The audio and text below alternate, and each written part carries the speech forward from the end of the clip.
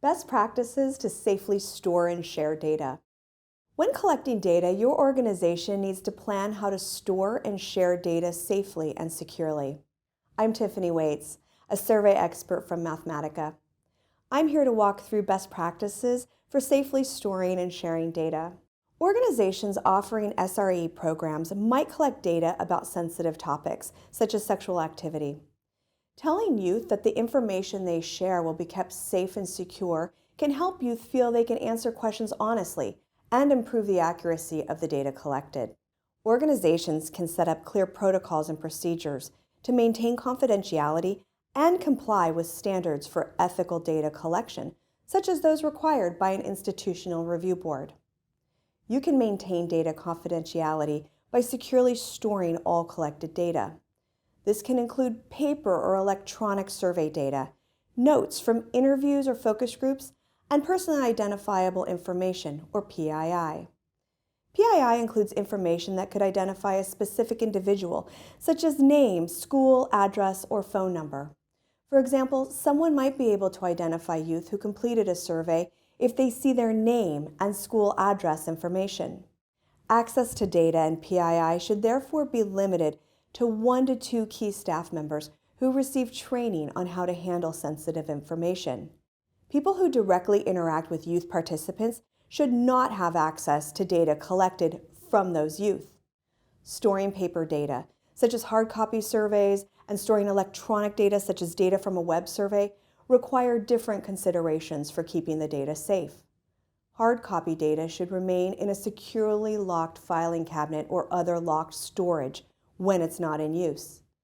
Data should never sit out on a desk or any public space where others could see it.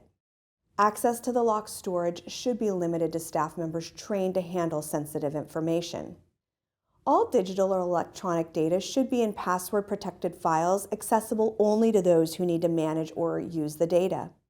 Devices that store data such as laptops, tablets, phones, and removable media like thumb drives can be easily lost or accessed by others if they're not password protected. Make sure all devices and access to data on them are password protected. If you need to share data with evaluation partners or other entities, consider how you'll transfer data securely. When transferring data to partner organizations, hard copy and electronic data require different considerations for keeping them safe. Hard copy data are best transferred physically in a handoff between 2 key personnel trained to handle sensitive information.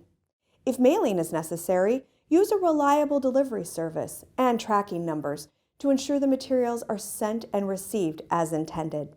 You can share electronic data using additional protections to safeguard data.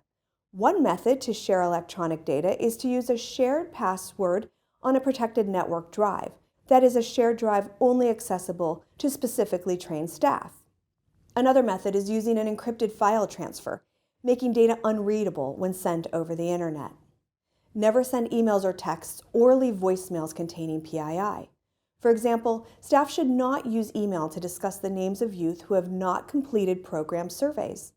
These items can be forwarded or otherwise compromised and violate confidentiality. If there is a concern regarding data that requires a conversation, have conversations in person, over the phone, or in another manner that is not recorded. After analyzing the data, or after a set time following program participation, your organization will no longer need to keep the original raw data you've collected.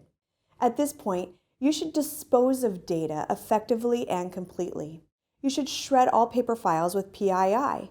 You should permanently delete electronic files on computers, file servers, or external memory storage devices using data destruction software, which ensures removal of all digital data. Sometimes data are accessed or shared inappropriately. This could happen accidentally or on purpose. For example, if a staff member left hard copy surveys on their desk when they left work for the day. If an actual or suspected breach happens, make sure you notify your institutional review board and other important contacts, such as your project officer from a funder, right away. Evaluate how the data were accessed or shared so you can identify steps to re-secure the data and put protections in place to prevent it from happening again. To recap, Take the steps discussed in this video to store and share data securely. Number 1, maintain confidential and secure storage of electronic and paper data and information. Number 2, safely transfer paper and electronic data. 3, effectively destroy data when no longer needed. And 4, address mishandled data or information leaks. For more information on secure data storage and transfer, please see the accompanying tip sheet or contact the Serene team at sraeta@mathematica-npr.com.